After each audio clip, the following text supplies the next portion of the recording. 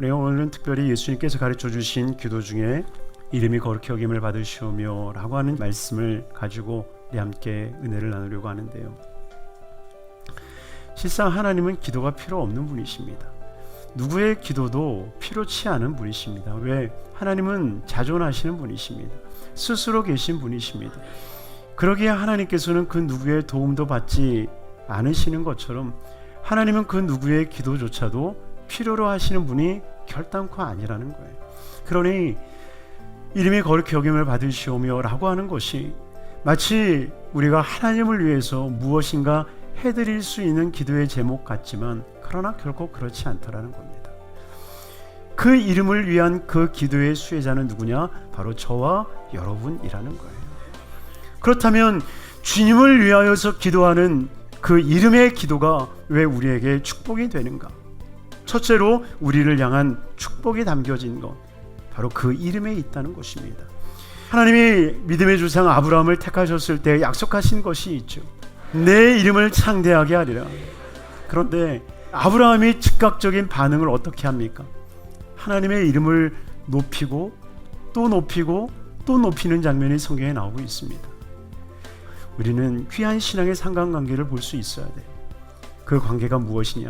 하나님이 이르시되 그가 나를 사랑한즉 내가 그를 건지리라. 내 이름을 안즉 내가 그를 높이리라. 하나님께서 아브라함을 높이시는 방법이 무엇이었습니까? 아브라함이 하나님의 이름을 알게 되는 거예요.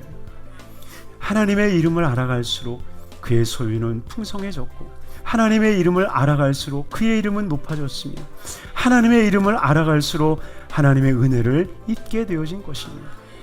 그러게 두 번째로 하나님께서는 그 이름을 통하여서 우리에게 계시의 말씀을 주시는데 아브라함의 이름이 이 온 세상에 창대케 되어졌던 이유는 한 가지예요. 그가 하나님의 이름을 너무나도 잘 알았다라고 하는 거예요. 하나님의 계시의 이름이 그에게 들려졌고 계시로 나타난 하나님의 이름을 그는 부르기 시작한 거예요. 그래야 할 때에 하나님께서 그 입술로 고백되어졌던 그 하나님의 이름대로 하나님이 역사해 가기 시작하는 겁니다. 야훼 이레, 그 이레의 하나님을 부르는 동안에 하나님께서 예비하여 주시는 거예요. 엘샤다이, 전능한 하나님의 이름을 부를 때에 그의 삶을 전능자로 채워주시는 거예요. 엘올람, 영생의 하나님의 이름을 부를 때에 그에게 영원한 생명을 허락해 주시는 거예요.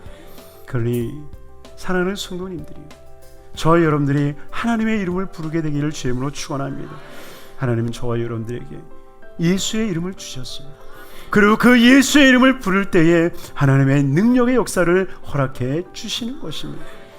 그러니 우리가 이 세상을 살아가는 동안에 오직 예수의 이름을 부르는 우리 거룩한 성도님들이 되기를 주님의 이름으로 축원합니다.